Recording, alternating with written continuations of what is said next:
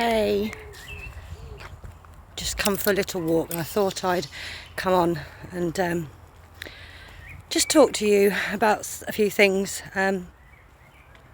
about myself and some of the reasons behind why I got involved in what I was doing over the past 3 or 4 years. Because the narrative that has been pushed is very far from the truth. And so in 2020, when the pandemic hit, I had already spent quite some time advocating for natural remedies and natural medicines. I was researching into the immune system, the endocannabinoid system, which is something that we don't hear much about, and how cannabinoids help our body. The endocannabinoid system was the first response to any inflammatory of the body, and because we don't have hemp in our diets anymore, which we would have fed the animals in the food chain that we eat, and it also would have been grown on the farms where our local produce, fresh produce would have been grown. So there would have been terpenes and essence of the hemp and the cannabinoids in our food chain, which would have evolved our endocannabinoid system. But because there's been a war on hemp and the herbal cannabis plant for quite some time, through one reason or another, and it's been demonised. So unfortunately, guys, our endocannabinoid system is laying dormant in most of us, and as I said, it's the first system of the body that responds to inflammation.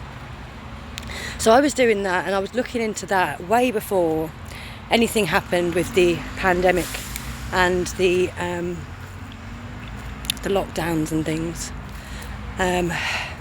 So when all this information started coming through, I mean, this is me. If I hear information, I hear it, I take it in, and I see how it resonates with me and my body, and then I'll ask questions. That's how I've always been since a child.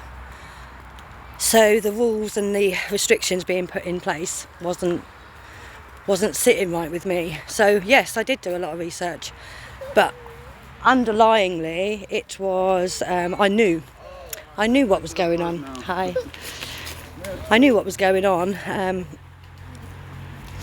but to be able to share information in that day and age and how it was, fact checkers were very much on everybody, and we know how reliable they were. So it was a lot of trying to back up the knowledge that you knew and you found, and you wanted to be able to reference things. So yeah, I suppose there was a lot of time spent looking for clarity in the knowledge that had already been given to me on Google, certain books and things like that. So it was just trying to shut the fact checkers up, and that's where it all started, really. But the narrative that was pushed was that I was being loud, aggressive, swearing on a megaphone. I try not to swear.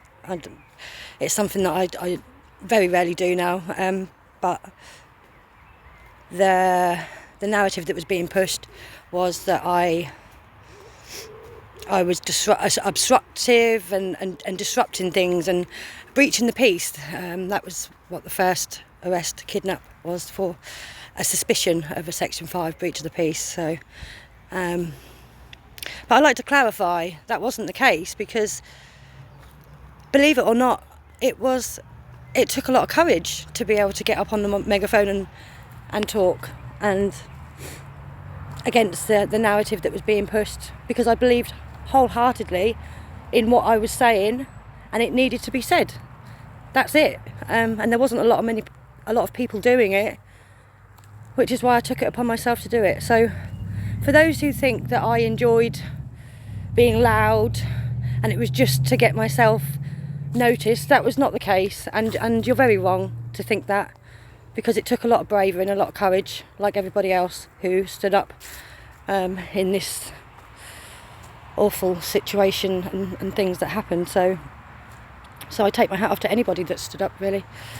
But on that point as well, it was never about me being in the spotlight. It was never about that. It was about me putting the knowledge that I knew out there, and even if people didn't believe me, it was there for people to take on board and make their own judgment and go and do their own research. As it's our free will to do that. That is what God gives us the right to do, to be able to.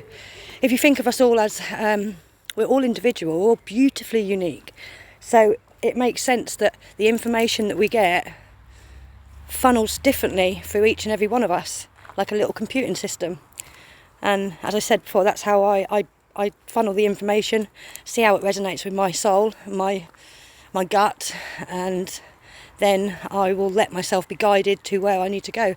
And the Holy Spirit has always shown up for me and always guided me to the information that I needed when I've asked for it. It's so shocking how Spirit does turn up with these things, which then leads you down these paths of finding information that you never knew you would stumble across.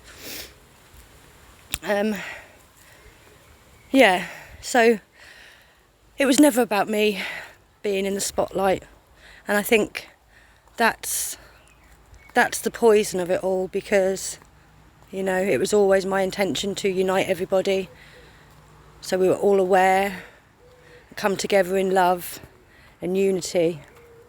But it became like a competitive sport, ridiculous competitive sport, and I was not out there competing with anybody. That was not the case. That was not my intention, to be out there competing with everybody. I saw everybody as my soul tribe, and I was very much naive and mistaken with them thoughts. And I think that's how humanity gets into these traps. Everybody wants to be seen, everybody wants to be the leader, everybody wants to be the one that people admire. It's idealism, it's ideology, and that's forbidden. And when you look at what's going on now with the election campaigns, I think it's the same principle, because it's bread and circus, thousands and thousands of pounds being spent on these campaigns going up and down the country.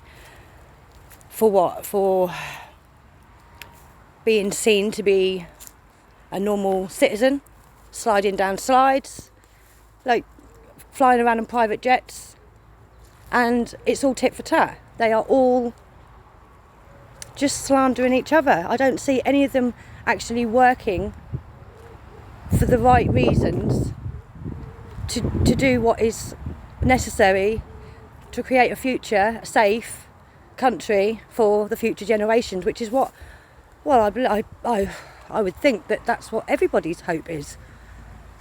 So all this campaigning and bread and circus, it's all for your vote, you see? And then your vote gives these people the power to then do as they wish with your taxpayers' money. It's very odd. I find it very odd, because these people in these positions are there to do a job, to do a good job on behalf of the people that government are supposed to be protecting. But it's ideology. Everybody wants to be the leader, and with your vote they become the leader, and then they don't listen anymore because they have the power. So why are we not putting these politicians into a position where they have to prove themselves in the job of what they're going to do for the population, for the communities, and show the public what they can actually bring to the table? Because once they've got the vote and they're in there, who's regulating them? Who's given the authority for them to be following the right procedures and doing the right thing? Because it's all ideology, you know, guys. It's just something I can't wrap my head around. And your vote is so important to them.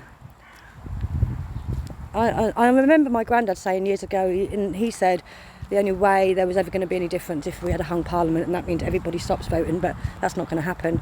So I just urge you to think carefully about what you do with your vote, because this will be the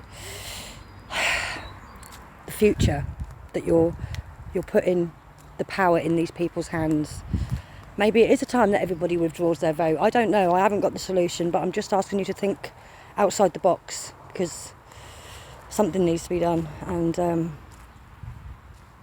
no one should have the power unless they are willing to do what is necessary for the population and the humanity. Just know how much power you have with that vote, guys. If it means going in there and spoiling the vote, then spoil it. But I certainly wouldn't want any of these people running the country. No offence, and maybe my mind can be swayed if they're willing to prove themselves. But really and truly, they're in there to do a job. So why are they not writing CVs and letting the public make a decision on their skills, their integrity, and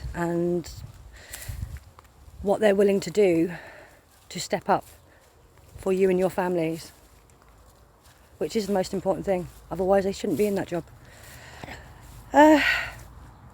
Anyway, nice little walk there, nice little chat, and I hope it clarified some things, because like I said, the narrative about me being out there on the street and on the megaphone was made out very much in a nasty sense, and it does crush you a little bit, because it took a lot of courage, a lot of bravery, and just getting through the adversity. Like, we don't need to be competing with each other. We should be working together. And on that note, I'm going to bid you all farewell, and peace out.